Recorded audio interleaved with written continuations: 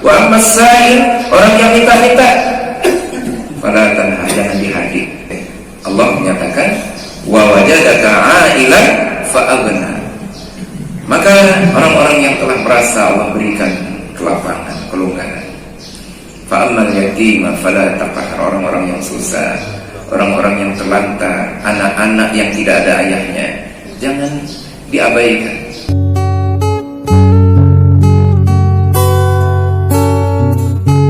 Assalamualaikum warahmatullahi wabarakatuh. Sedekah itu dapat menghapus dosa, sebagaimana air itu memadamkan api. Hadis riwayat At-Tirmidzi. Sedekah, itulah cara mudah yang disediakan Allah Subhanahu wa Ta'ala agar manusia dapat mengikis dosa-dosanya. Cukup dengan tersenyum saja kalian sudah bersedekah. Selamat pagi, jumpa lagi kita di Rudy Krosok Channel, channelnya edukasi, informasi dan hiburan. Pada video kali ini kita akan dengarkan lanjutan kajian dari Ustadz Kiai Haji Mukhlis Solihin, Ketua Dewan Dakwah Provinsi Lampung. Kajian ini terbuka untuk umum muslim dan muslimah. Marilah kita dengarkan kajian dari Ustadz kita. Namun sebelumnya bagi sobat-sobat yang belum subscribe channel ini, tolong segera di subscribe, share dan bunyikan loncengnya. Karena membantu sesama juga merupakan ibadah. Terima kasih.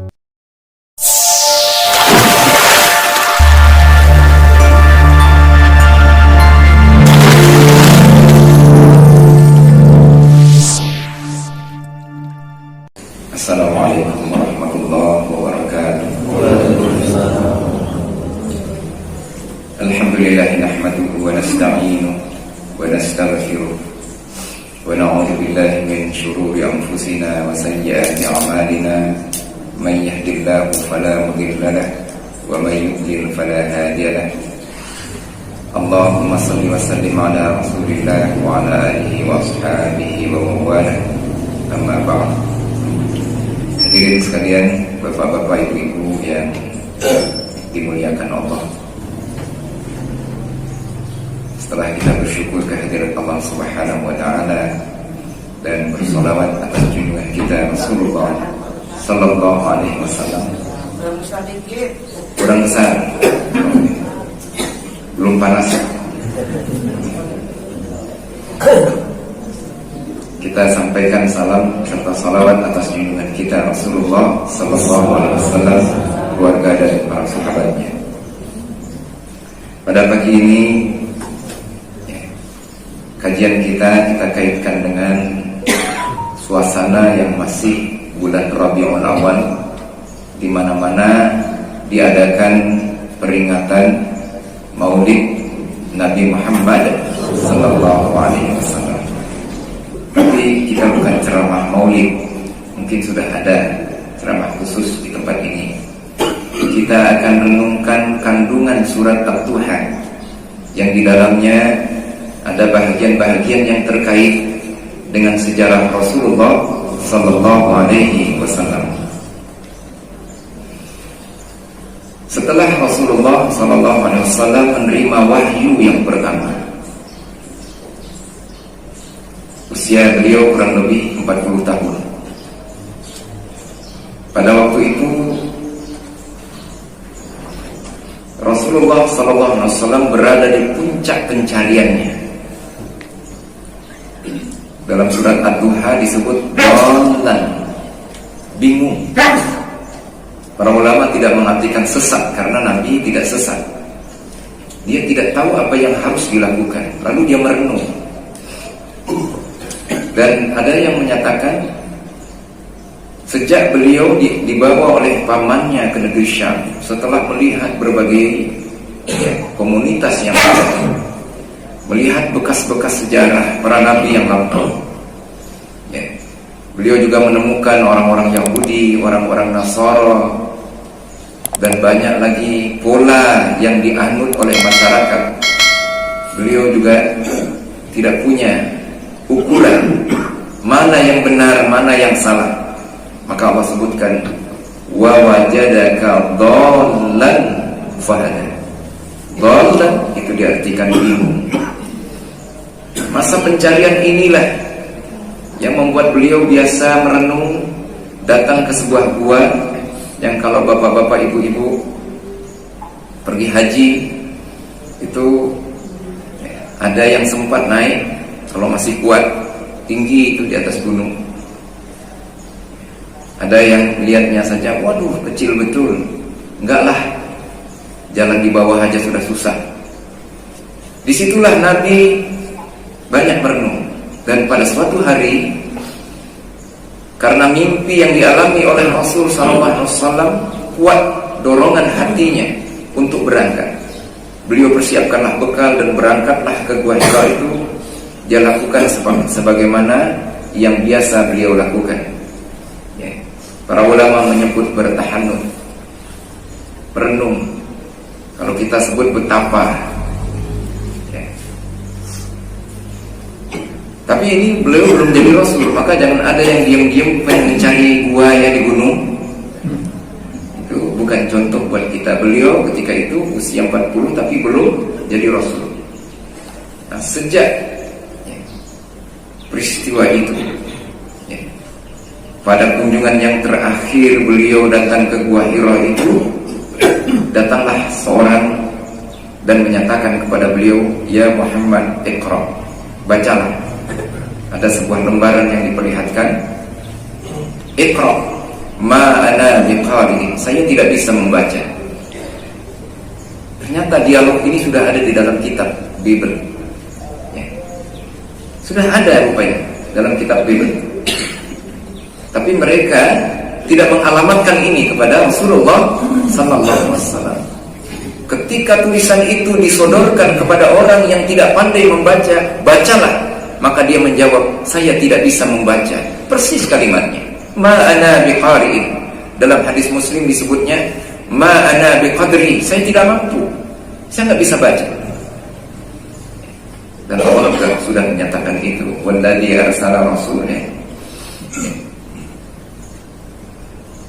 walladzi ba'atha fil ummiyina rasulan minhum. Dia yang memutus kepada orang-orang yang ummi, yang umumnya tidak bisa bertulis baca, rasul dari kalangan mereka, rasul yang tidak bisa menulis dan tidak bisa membaca. Iqra ma ana biqari. Dipeluk. Setiap dia disuruh membaca, dia menjawab, saya tidak bisa membaca, dipeluk. Sampai 3 kali kemudian Jibril meneruskan bacaannya. Iqra bismi rabbikal ladzi khalaq, khalaqal insana min 'alaq. Iqra wa rabbukal akram, alladzi 'allama bil qalam, 'allamal insana ma lam ya'lam. Para ulama menyebutkan ini adalah wahyu yang pertama turun. Kemarin saya ditanya oleh bapak-bapak, Ustaz, surat yang pertama turun kan surat Al-Alaq, tapi kenapa kok di dalam Al-Quran urutannya itu surat Al-Fatihah, dan sesudah itu bukan surat Al-Alaq, Al-Baqarah, lalu Ali Imran, An-Nisa, dan seterusnya. Al-Alaq ada di juz terakhir, juz 30. Ya, karena Al-Quran itu disusun, dan penyusunan itu berdasarkan kebiasaan Rasulullah membaca, dan urutan-urutan itu berasal dari Jibril. Kemudian Rasul menyampaikan kepada para sahabat, letakkan ayat ini setelah surat itu, letakkan ini di celah-celah ayat itu, letakkan ini di situ. Dan Rasulullah mengulang-ulang bacaan Al-Fatihah, Al-Baqarah, dan seterusnya. Sesuai dengan itulah kitab ini, Al-Quran ini disusun, bukan berdasarkan turun. Beliau setelah peristiwa itu pulang dalam keadaan gemetar, diselimuti oleh istrinya karena minta diselimuti. Zammiluni, zammiluni. Sebagai istri yang sangat cinta kepada Rasul dan setia kepada Rasul. Ustaz, saya juga cinta sama suami. Ya, percaya ibu-ibu di sini insya Allah sayang sama suami. Tapi Khadijah, itu orang-orang khusus yang bisa mengikuti jejaknya. Hartanya yang banyak, pernah dia berikrar kepada Rasulullah SAW, ya Rasulullah, seluruh hartaku gunakanlah sesuai dengan keperluan, sesuai dengan kehendak. Seluruh hartanya. Dia orang paling kaya di Mekah. miliaran harta. Nah hadirin yang berbahagia, dibawalah oleh Khadijah ini setelah situasi reda, sudah tidak gemetar lagi, dibawa ke tempat anak pamannya yang bernama Waraqah bin Naufal. Ya, hasil dari pertemuan dengan Waraqah itu, apa yang diterima Rasul ini adalah seperti yang diterima oleh Nabi Musa. Dia sebagai Rasul yang terpilih dan juga dia membawa syariat yang disebut oleh Waraqah. Ini adalah namus besar seperti yang diterima oleh Musa alaihissalam. Lalu dia mengatakan, andai kata saat engkau diusir oleh kaummu, aku masih hidup. Dia ketika itu sudah tua dan sudah buta matanya. Nah hadirin yang berbahagia, setelah peristiwa itu turunlah berturut-turut ayat-ayat Al-Quran.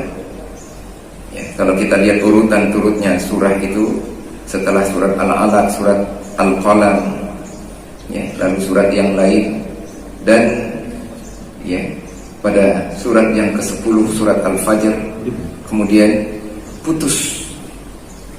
Artinya lama Nabi tidak menerima wahyu. Surat Ad-Duha ini adalah surat yang ke-11. Tapi sebelum itu Nabi sempat gelisah. Kenapa kok enggak turun wahyu? Kenapa kok enggak datang ini berita dari langit? Apa Allah marah kepadaku? Maka setelah Rasulullah SAW merasakan ya, dia ditinggalkan oleh Allah, Allah marah kepadanya, turunlah surah itu. Wadduha wallaili idza saja, demi waktu duha, demi malam apabila telah sunyi. Ma wadda'aka rabbuka wa ma qala, Tuhanmu tidak meninggalkan engkau dan tidak pula marah kepadamu. Walal akhiratu khairul laka minal ula, akhirat itu lebih baik daripada dunia ini, atau akhir itu lebih baik daripada awal ini. Wala sawfa yu'tika rabbuka fatarda, kelak Allah akan berikan sesuatu yang engkau pasti akan ridha. Alam yajidaka yatiman fa'awa, bukankah engkau didapati dalam keadaan yatim lalu dipelihara? Wa wajadaka dhalan fahada, dan engkau didapati dalam keadaan bingung lalu ditunjuki. Wa wajadaka 'ailan fa'aghna, engkau dalam keadaan miskin Allah kayakan. Fa ammal yatima fala taqhar, maka anak-anak yatim ya, teruskanlah kebaikanmu, jangan mereka dihardik, jangan ditelantarkan. Wa ammal yatima fala taqhar wa ammas sa'ila fala tanhar, orang yang meminta janganlah dihardik. Fa amma bi ni'mati rabbika fahaddis, adapun nikmat dari Tuhanmu nyatakanlah, tampakkan, jangan disembunyikan. Hadirin yang berbahagia, surat ini pendek tetapi mengandung kisah penting dari keadaan Rasulullah SAW, terutama di periode awal dakwah, dan juga menyangkut kehidupan Rasul sebelum dia diangkat menjadi Rasul sallallahu alaihi wasallam. Tapi didahului oleh sumpah, wadduha, demi duha. Apa itu duha? Duha adalah waktu di mana matahari mulai naik. Ya. Awalnya adalah ketika setelah dia keluar dari kemunculannya. Kalau ketika matahari terbit ini nggak boleh sholat. Maka hati-hati yang katanya sholat syuruk ya. Sholat syuruk itu tidak ada sebenarnya. Sholat matahari terbit, tunggu dulu dia lepas, kira-kira 10-15 menit baru sholat. Dan sholat itu adalah awal waktu duha. Duha paling awal setelah matahari lepas dari tempat terbit. Ustaz, zaman Nabi dulu apa sudah ada menit, sudah ada jam? Belum, tapi itu perkiraan saja. Maka antara Syekh bin Baz, Syekh Al-Utsaimin beda waktu. Ada yang bilang 10, ada yang bilang 15. Tapi intinya, kalau matahari sudah tidak dalam posisi terbit, dia sudah naik, sudah masuk waktu duha. Kalau kita perhatikan waktu duha ini adalah waktu orang mulai beraktivitas. Jangan dihitung yang di pasar, jam 3 sudah mulai aktivitas cari sayur dari kampung, lalu nanti dijual lagi atau dikirim ke lapak-lapak. Itu khusus itu. Tapi umumnya aktivitas dilakukan oleh banyak orang itu adalah di waktu duha itu. Yang ke pasar sudah mulai buka toko, yang ke kantor sudah mulai siap-siap dan berangkat.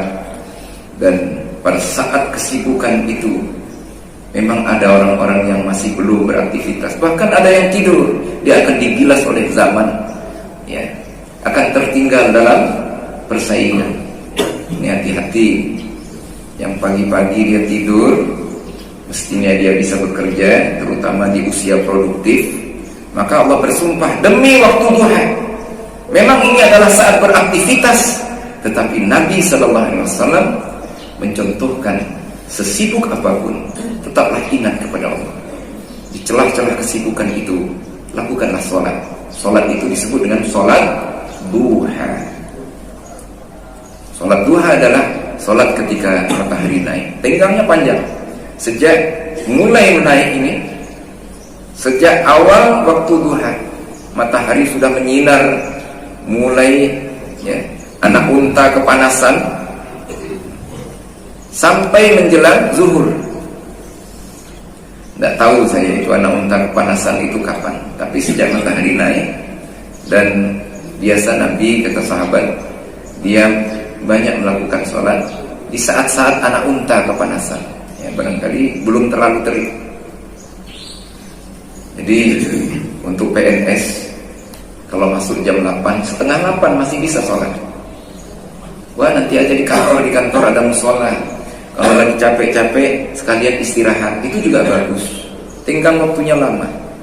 Ya, kita melihat bahwa sesibuk apapun, ya, sepertinya diamanahkan kita harus tetap ingat kepada Allah Subhanahu wa ta'ala. Pernah Nabi menyatakan kepada seorang yang ya, dia merasa tidak akan bisa berpisah dengan Rasul.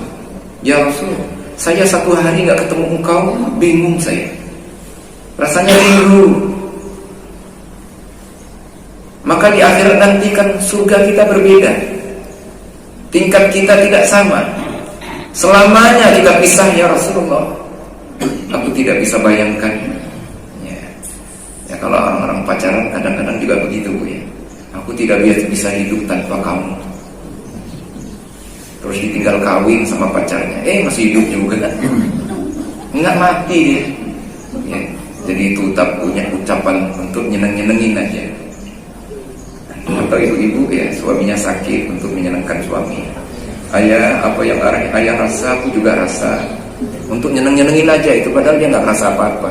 Yang sakit suaminya, ya. Jadi ucapan yang sifatnya menghibur dan tidak benar, ya. Nah, hadirin yang berbahagia, ini memang betul-betul dia mengungkapkan perasaannya bahwa dia ya, tidak bisa membayangkan kalau tidak ada Rasul. Kalau ada persoalan lapor kepada Rasul, dia puas. Dia mencintai Rasul seperti yang diamanahkan syariat. Apa kata Rasul? Bantulah aku dengan banyak-banyak sujud. Kalau mau bersamaku, bantulah dengan banyak-banyak sujud. Dan di kesempatan lain kepada orang yang sama, yang mencintai Rasul, dia menyatakan bahwa nanti surga kita berbeda. Rasul mengatakan, Man ahabbani faqad ma'i fil jannah. Siapa yang mencintai aku, dia bersamaku di surga nanti. Di antaranya jalan untuk banyak sujud adalah di waktu duha kita sholat. Yang utama sholat wajib tidak boleh ditinggalkan. Selain sholat wajib diiringi sholat rawatib. Ada yang 12, ada yang 10. Kemudian yang ingin lebih banyak lagi, sholat malam. Sholat malam ini sholat yang terbaik. Nanti akan ada juga sumpah dari Allah dalam surat Ad-Duha, wal laili idza saja. Nah, kemudian ad-duha sebagai tambahan. Nabi pernah sholat duha ini terus menerus setiap hari, seperti tidak pernah akan ditinggalkan. Maka ini menjadi contoh buat kita yang ingin memperbanyak sujud, ingin banyak pahalanya dengan sholat. Sholat duha merupakan pilihan. Boleh lakukan 2 rakaat, boleh 4, boleh 6, boleh 8. Nabi pernah sholat duha 8 rakaat. Ada juga hadis meriwayatkan 12 rakaat. Banyak ulama yang menyatakan sholat duha rakaatnya tidak dibatasi sesuai dengan kemampuan. Nah, hadirin yang berbahagia, Nabi juga menyatakan as-salatul duha salatul lil awwabin. Salat duha adalah salat bagi orang-orang yang minta ampun kepada Allah. Maka kalau ada salat-salat awwabin itu salat duha sebenarnya. Salat duha itu salat lil awwabin, bagi orang-orang yang minta ampun. Ustaz, kalau minta ampun itu kan banyak dosa. Saya sudah menjaga, Ustaz, sholat tepat di waktu, lidah saya tidak mengatakan kecuali yang lurus, yang baik, sedekah tiap hari, lalu nggak perlu lagi saya sholat duha. Bukan begitu. Kata-kata Nabi itu sholat bagi orang-orang yang bertobat, orang yang minta ampun kepada Allah, itu kalau ada dosa. Kalau nggak ada dosa ya utuh pahalanya. Sama dengan orang gajian tiap bulan. Uang gaji itu adalah menutupi kekurangan, menutupi kebutuhan. Kalau punya utang dipotong gajinya, kan begitu. Kalau banyak utang, tiap bulan bisa terima gaji cuma separuh, atau bisa habis, harus cari yang lain ya. Tapi kalau nggak ada utang, utuh dia punya. Begitu pula ibadah. Sholat menghapuskan dosa. Pada hakikatnya seluruh ibadah menghapus dosa, kafar. As-shalah was-shalah kaffaratum ma bainahuma. Salat dengan salat itu menghapus dosa di antara keduanya. Kalau nggak berbuat dosa, dia menjadi tabungan amal soleh yang nanti jadi kekayaan di akhirat. Maka salat duha ini adalah pilihan bagi orang yang ingin sujud, ingin banyak sujud kepada Allah, ingin banyak pahalanya di sisi Allah Subhanahu wa ta'ala ya. Jadi hadirin yang berbahagia, kalau Allah Subhanahu wa ta'ala menyebutkan sesuatu dalam sumpahnya, para ulama mengatakan ini menuntut kita untuk merenungkan apa yang ada dalam sumpah itu. Allah sebutkan wasyamsi. Ternyata di matahari itu ada persoalan yang kalau kita renungkan ya dahsyat sekali. Wasyamsi wa duha wal qamari, demi bulan. Begitu pula wadduha. Waktu duha ini waktu yang kalau kita renungkan, kita tidak boleh sia-siakan untuk aktivitas, untuk berikhtiar, mencari yang halal, dan jangan lupa tetap menjaga hubungan dengan Allah melalui sholat, yaitu sholat duha. Ada juga yang tanya, Ustaz, kalau sholat duha itu apakah harus baca sholat ayatnya, surat duha? Nah, bebas. Faqra'u ma tayassara minal Qur'an. Bacalah mana yang kamu anggap mudah ya. Pilihan kita. Wal laili idza saja, demi malam apabila telah sunyi. Kapan itu malam sudah sunyi? Kalau jam 9 sudah sunyi belum, Bu? Belum, masih banyak yang ngobrol di warung kopi. Ya, apalagi kalau ada bola sampai jam 11 masih ribut. Tadi kok enggak gol ya? Waduh, kena gawang, waduh. Ya. Yang hobi gaple kadang-kadang cetek. Nah, sampai jam 11. Sunyinya ketika orang-orang tidur. Ya. Yang paling sunyi adalah sepertiga malam terakhir. Yang hobi begadang jam 12 sudah ngantuk tidur, dia pules. Wal laili idza saja. Allah memuji di malam, di saat sunyi, di akhir malam itu, orang-orang yang meninggalkan tempat tidurnya, dia menghadap Allah Subhanahu wa ta'ala. Kalau tadi sesibuk apapun, jangan lupa tetap menjaga hubungan baik dengan Allah melalui salat. Maka sekarang senyenyak apapun orang tidur, maka bangunlah. Wasallu fil lail wan nasu niyam. Bangunlah ketika orang tidur itu menghadap Allah. Tatajafa junubuhum 'anil madaji' yad'una rabbahum. Dia tinggalkan pembaringannya. Dia pisahkan punggung dengan tempat tidurnya. untuk berdoa menyeru Allah dengan rasa takut dan penuh harap, khaufan wa tama'an, wa mimma razaqnahum yunfiqun. Malamnya ibadah, siangnya berinfak, mendekatkan diri kepada Allah Subhanahu wa ta'ala. Nabi menyebutkan dalam hadisnya, yanzilu rabbuna ila samai dunya fi thulutsayil lailul akhir. Nabi mengatakan, Allah Tuhan kita turun ke langit dunia di sepertiga malam terakhir. Ini waktu yang terbaik untuk salat malam. Ustaz, kalau belum tidur apa boleh salat malam? Boleh, nggak ada syarat harus tidur. Cuman kalau kita tidur salatnya akhir malam, sebelumnya nggak tidur berarti begadang. Maka itu sebabnya ada ulama yang menyebutkan tidur dulu. Ya tidur dulu lah. Besok malam nggak tidur sama sekali, besok ngantuk. Ya. Maka tidur, nanti kira-kira jam 2, jam 3 bangun sholat. Ya, sesuai dengan hafalan kita. Kita murojaah di situ. Dan anak pondok dianjurkan juga murojaah. Jadi bisa sholat yang panjang. Satu malam bisa 1 juz. Nah kalau kita dulu nggak biasa ngapal Quran, udahlah yang hafal saja. Juz 30 itu diulang-ulang. Ustaz, saya cuma hafal 5 surat. Bagaimana kalau sholat 11 rakaat suratnya cuma 5? Nggak apa-apa diulang-ulang. Ya. Mas tata semampu. Bahkan ada orang yang karena nggak hafal dia baca Al-Quran, dia ingin sholatnya panjang. Ya. Nah hadirin yang berbahagia, sholat malam ini adalah sholat yang terbaik setelah sholat wajib. Sebaik-baik sholat adalah sholatnya Nabi Daud. Dia bangun tengah malam, kemudian dia sholat. Ya. Selesai sholat, di sisa waktu itu dia tidur lagi. Dan sebaik-baik puasa adalah puasa Daud. Maksudnya puasa sunat, sebaik-baiknya adalah puasa Daud, puasa 1 hari, buka 1 hari. Ini dalam sumpah Nabi, ya, wasallu fil laili wan nasu niyam.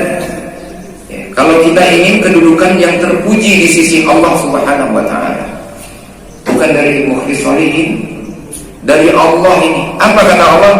Wa minal laili fatahajjad bihi nafilatan lak. Sebahagian malam gunakanlah untuk tahajud sebagai amal tambahan untukmu. Asa an yab'atha rabbuka maqaman mahmuda. Pasti Allah akan mengangkatmu pada posisi yang terpuji. Posisi yang terpuji menurut Allah Subhanahu wa ta'ala. Bagi ahli qiyamul lail, orang yang sudah tidak melewatkan malam kecuali dengan sholat malam, gak usah khawatir. Allah sudah memuliakan kita. Biarlah orang menghina, gak usah dijawab. Kalau perlu, ya, hanya dakwah yang kita lakukan. Jangan, gak boleh ngomong kotor, jangan menghina orang dosa. Bukan kamu mau apa, enggak, biarlah. Dimuliakan oleh Allah Subhanahu wa ta'ala. Hati-hati, ini wali Allah ini. Salat wajib tak pernah tinggal, infak tak pernah tinggal. Malam dia lapor kepada Allah, selalu tahajud. Hati-hati kalau orang mengganggunya, menzaliminya. Berhadapan dengan Allah. Itu yang Allah nyatakan kepada Rasul. Wa zarni wal mukadzibina ulil ni'mati wa mahilhum qalila. Biar orang-orang yang mendustakan, yang mengingkari wahai Muhammad, tinggalkan, engkau dakwah saja. Aku yang mengurus mereka. Lalu Allah ceritakan dalam Al-Quran bagaimana para Rasul yang berdakwah. Lihat, cobalah baca terjemahan atau tafsirnya surat Al-A'raf. Allah ceritakan bagaimana Nuh berdakwah. Ya, setelah dia menunjukkan kesungguhannya, ratusan tahun dia berdakwah dan melapor kepada Allah. Ada tetap orang-orang yang ingkar dan menunjukkan kebenciannya kepada Nabi Nuh. Allah tenggelamkan semua tanpa sisa. Begitu juga Nabi Hud, Nabi Soleh, Nabi Lut. Semua orang-orang yang ingkar, Allah yang bertanggung jawab menghancurkan mereka. Tapi tugas kita adalah melaksanakan perintah Allah, berdakwah dengan cara yang benar. Tidak usah sakit hati. Maka kepada Rasul SAW juga dinyatakan, Inna syani'aka wal abtar. Kita juga begitu. Bapak-bapak, ibu-ibu, kalau kita sudah menjaga hubungan baik dengan Allah, dengan orang kita sudah berusaha baik, kok masih ada yang jahat, maka serahkan saja kepada Allah. Jangan jadi pikiran. Maka kata-kata emang gua pikirin, nah itu tempatnya di situ. Ya, bapak-bapak, ibu-ibu hadirin yang berbahagia, janji dari Allah kepada orang-orang yang menjaga hubungan baik dengan Allah. Wal-laili idza saja ma wadda'aka rabbuka wa ma qala. Kadang-kadang terjadi sesuatu yang menyebabkan kok saya ini sudah ibadah, sudah taat, kok masih ada masalah dalam hidup. Hidup ini memang menghadapi masalah. Kalau nggak cari beras nggak dapat, nggak berikhtiar, kebutuhan tidak hadir. Tapi yang memberi itu Allah. Allah cuma pengen lihat kita serius nggak. Kalau sudah serius, Allah yang kasih. Kalau sedang menghadapi masalah, jangan merasa Allah itu marah. Itu ujian saja. Allah masih memberikan kesabaran. Kadang-kadang ujian itu begini. Suami sayang sama istri, istri taat pada suami, rukun, tapi anaknya bandel, disuruh sholat gak mampu. Oh, di akhirat nanti dia baru tahu orang tuanya setiap bangun ternyata ada pahala. Dengan sabar dia membangunkan, ada pahala. Kalau dia langsung mau sholat, membangunkan cuma sekali, pahalanya cuma satu, pahala bangunkan. Kan begitu. Begitulah Nabi Yakub, anaknya, ya, sejak dia, ya, Yusuf kecil sampai Yusuf dewasa, orang tuanya dalam keadaan menahan kesabaran sampai buta matanya. Tapi pada akhirnya anaknya semua mendapatkan hidayah karena mereka mengaku salah dan kesalahan itu tidak bisa diingkari lagi. Yusuf yang dikira sudah mati ternyata masih hidup. Ayah, doakan agar kami diampuni oleh Allah. Didoakan. Jadi kadang-kadang diuji menghadapi kenakalan anak. Bahkan kadang-kadang suaminya yang nakal. Ya, tapi bukan di sini, Pak, ya. Ada istri yang melapor, suami saya suka judi, nakal gitu. Sabar, diingatkan Mas kalau masih sayang dengan saya. Ya, bukan cuma bawa beras pulang, tapi takutlah kepada Allah.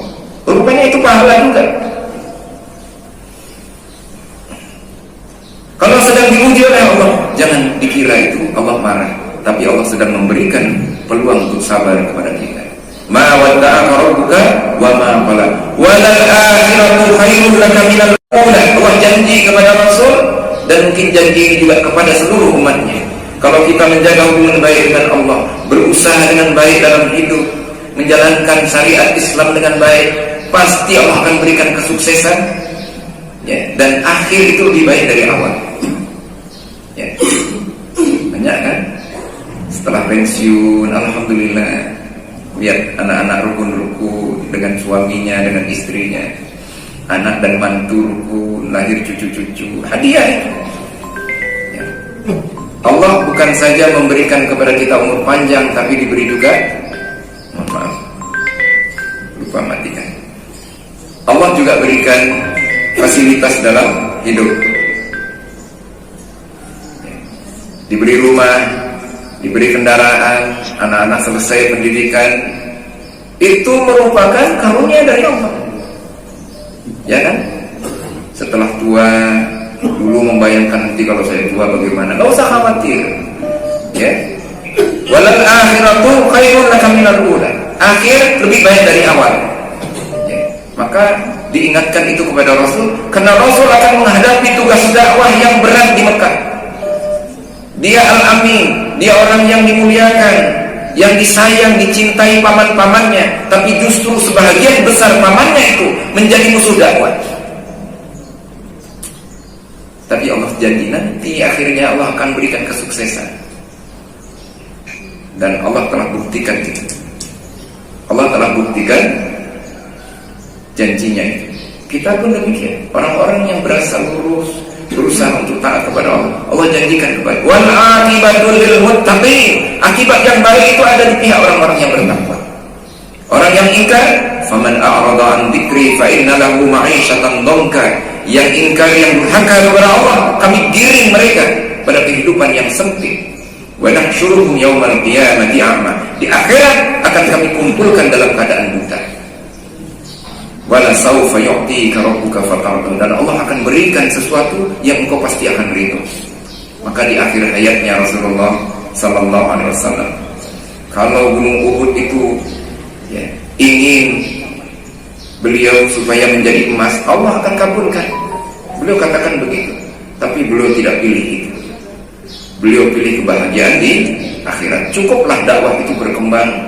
Dan yang paling membahagiakan Rasul adalah ketika orang masuk ke dalam Islam berbondong-bondong. Setelah berdakwah 13 tahun di Mekah, 10 tahun di Madinah, rasanya semua perjuangan ini hanya untuk menunjukkan ketaatan dan menunjukkan pertolongannya kepada dakwah ini. Tapi kesuksesan itu Allah yang memberikan. Maka Allah nyatakan, idza jaa nasrullah wal fath, jika datang pertolongan Allah dan kemenangan. Jadi kita kadang-kadang begitu, merintis usaha, datang dari kampung ke rantau dengan modal yang cukup, modal habis, akhirnya tinggal di tempat teman, kerja apa saja, membantu teman, karena teman itu baik, sudah dikasih makan karena bantu-bantu, akhirnya terlihat ada orang yang membutuhkan tenaganya, walaupun tenaga kasar, tapi bisa untuk hidup. Tapi dari situlah ia merintis. Apa yang dibayangkan sebelumnya tidak terwujud jadi kenyataan. Atau ada orang yang merintis dagang. Ini bubur kacang hijau belum ada di pasar ini. Dia buka bubur kacang hijau, nggak ada yang beli kecuali beberapa saja.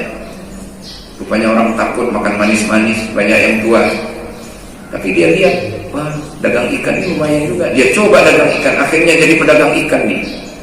Asalnya merintis bubur kacang hijau, akhirnya jadi pedagang ikan sampai punya perahu dan sebagainya. Inna sa'yakum lasyatta, kehidupan kamu berbeda-beda, sering tidak sesuai dengan rencana. Dan Rasulullah SAW mungkin di awal dakwahnya dia merasa dari Mekah ini akan memancar cahaya Islam karena paman-pamannya adalah orang yang sayang kepadanya. Tapi begitu mulai dia berdakwah, dia jadi orang terusir dari Mekah. Di Madinah dia disambut orang. Di Madinah juga menghadapi banyak persoalan. Ada orang munafik, ada orang yang menyerang, terjadi peperangan demi peperangan. Tapi pada akhirnya datanglah pertolongan Allah. Orang berbondong-bondong masuk Islam.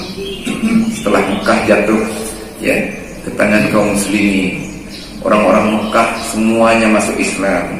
Disebut Fathul Makkah. Pada menjelang ajal Rasul turun surat yang terakhir, idza jaa nasrullahi wal fathu, jika telah datang pertolongan Allah dan kemenangan. Jadi kalau kita sudah sukses, fasabbih bismi rabbika wastaghfir, banyak-banyak zikir, bertasbih kepada Allah, minta ampun kepada Allah. Maka banyak yang mengamalkan zikir pagi dan petang supaya kita tetap ingat kepada Allah Subhanahu wa taala. Itu juga diperintahkan Allah.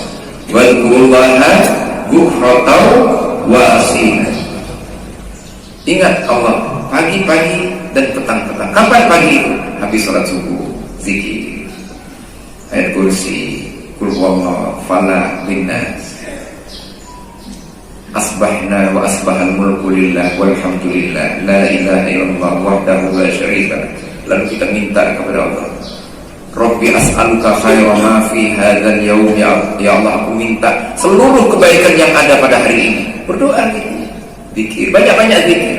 Doakan anak cucu. Untuk ibu-ibu yang pensiun, yang sudah tua, banyak-banyak dekat kepada Allah. Dan tugas kita sesuai dengan kemampuan kita. Kalau mau memeras keringat lagi, pulang sudah tidak mendukung. Banyak-banyak zikir. Kadang-kadang doa orang-orang yang sudah banyak ibadah, menghabiskan umurnya dengan sujud, sedekah dan ibadah kepada Allah, itu doanya lebih berarti daripada ikhtiar keringatnya anak-anak muda. Maka banyak orang yang sudah tua kemampuannya untuk mendapatkan harta jauh lebih besar daripada anak-anak muda. Belum dipercaya, belum melihat peluang dan sebagainya. Wala saufa yu'tika rabbuka fatarda. Lalu Allah ingatkan, janji itu akan dipenuhi oleh Allah. Alam yajidaka yatiman fa'awa. Bukankah kamu didapati dalam keadaan yatim lalu dipelihara oleh Allah Subhanahu wa taala? Nabi SAW ya, lahir ayahnya sudah enggak ada. Sudah enggak ada ayah yang biasanya mendidik, mencintai, menyayangi anak. Kalau sekarang yang membelikan susu, anaknya baru gede digendong-gendong, diajak ke tempat-tempat rekreasi. Ini tidak ada. Lahir ayah sudah tidak ada. 6 tahun ibunya meninggal, diasuh oleh kakeknya. 8 tahun kakeknya meninggal, tinggal dengan pamannya. Pamannya orang miskin. Ya, Abu Thalib itu ya termasuk keluarga anaknya Abdul Muttalib yang tidak sukses dari ukuran harta, karena anaknya banyak. Maka Ali setelah Rasulullah Sallallahu Alaihi Wasallam menikah dengan Khadijah, Ali dirawat oleh Rasulullah Sallallahu Alaihi Wasallam, anaknya banyak. Ya. Tapi dengan kehidupan yang status sosialnya rendah inilah, dia bisa merasakan hidup dari bawah. Juga dia pernah juga hidup dengan tingkat sosial yang tinggi. Khadijah orang paling kaya, akhirnya menjadi istrinya.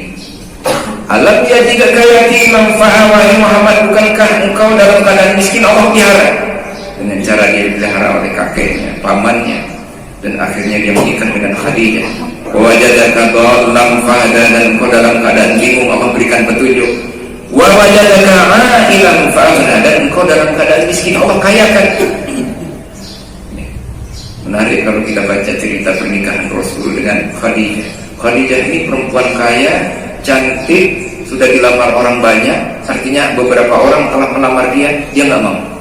Tapi kepada Rasul SAW, kepada Muhammad, dia yang melamar. Lewat pekerjaannya.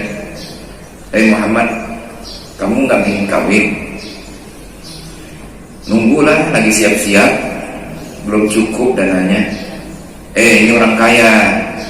Siapa? Khadijah. Apa mau sama saya? Bos. Bayangkan karyawan dilamar sama direktur. Ya, yang sudah dilamar oleh orang banyak, cantik, kaya lagi. Apa mau dia? Itu urusan saya. Akhirnya Allah kayakan dengan cara itu. Dan bukan saja hartanya banyak, tapi dia orang yang tidak bisa dilupakan oleh Rasulullah Sallallahu Alaihi Wasallam karena akhlaknya. Bayangkan, di hadapan Rasul dia pernah mengatakan, ya Rasulullah, sudah habis hartaku, aku tidak lagi bisa menolongmu. Wahai Khadijah, seluruh pengorbananmu akan diganti oleh Allah. Bukan itu yang aku sesalkan, karena aku tidak bisa menolong lagi. Engkau masih sibuk berjuang, hartaku sudah habis. Kalau tulang-tulangku nanti masih bisa digunakan, andai kata aku mati lebih dulu dari, gunakanlah aku ridho ya Rasul. Untuk menunjukkan dia tidak pernah menyesal, korban semuanya. Padahal hartanya paling banyak. Maka bu, jangan pelit-pelit dengan suami kalau uangnya banyak. Apalagi bapak-bapak, lebih wajib. Nah, hadirin yang berbahagia, Allah menyatakan, wa wajadaka 'ailan fa'aghna. Maka orang-orang yang telah merasa Allah berikan kelapangan, kelonggaran. Fa'ammal yatima fala taqhar. Orang-orang yang susah, orang-orang yang terlantar, anak-anak yang tidak ada ayahnya, jangan diabaikan. Ada orang ya yang melihat tetangganya, karena tetangganya itu baik, meninggallah suaminya, maka dia berikrar untuk dirinya, gaji saya separuh akan saya berikan untuk dia. Wah, bukan menginginkan ibunya, bukan. Kalau sekarang mungkin ada yang begitu karena ibunya cantik ya. Untuk PDKT kan, masih muda kurang. Tapi ini dia berikrar, dia takut anak yatim itu tidak bisa selesai pendidikannya. Dia berikrar, gaji saya separuh untuk dia. Rupanya orang ini diimpikan oleh seorang ulama. Apa perbuatannya yang di masa sekarang ini, artinya bukan di masa Rasul. Jadi ada orang yang ingin merawat anak yatim dengan cara setiap dia terima gaji, separuh diberikan kepada janda yang mengurus anak-anak yatim. Ya. Nah, kita nggak usah begitu. Kalau ada santren yang sebahagian anak-anak dibebaskan biayanya, oh saya juga nanggung satu lah. Saya dan orang yang merawat anak yatim seperti ini di surga nanti, kata Nabi.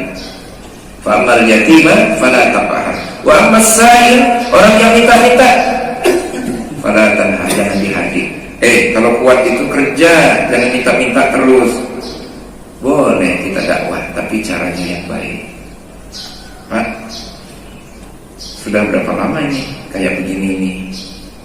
Nah, biasanya juga ada tersinggung juga begitu. Mohon maaf Pak ya, kalau Bapak punya keahlian, nanti saya cari-cari tempat Bapak kerja yang bisa Bapak kerja nanti. Nah, pokoknya dengan jangan dihardik. Apalagi kalau kita nggak ngasih, nggak ada. Jangan-jangan dia jelmaan malaikat yang diutus untuk menguji kita. Ya. Nah hadirin yang berbahagia, inilah kandungan dari surat Ad-Duha yang kalau kita renungkan, bahwa Allah bersumpah demi waktu-waktu, yaitu waktu duha, waktu malam, yang dua-duanya memesankan kepada kita, sesibuk apapun tetap ingat kepada Allah. Senyenyak apapun tidur, bangkitlah di sebagian waktunya, kita lapor kepada Allah. Dan yakinlah bahwa Allah akan berikan apresiasi bagi kehidupan kita, yang kalau kita isi dengan ketaatan pada Allah, akhirnya pasti akan lebih baik daripada awal. Kemudian kita dianjurkan untuk menjaga akhlak yang baik terhadap orang-orang yang lemah, orang-orang yang tidak mampu. Mudah-mudahan kandungan surat Ad-Duha ini tetap menjadi perhatian kita. Kita renungkan, terutama ketika kita sholat. Demikian cukup. Baik, kita tutup dengan doa.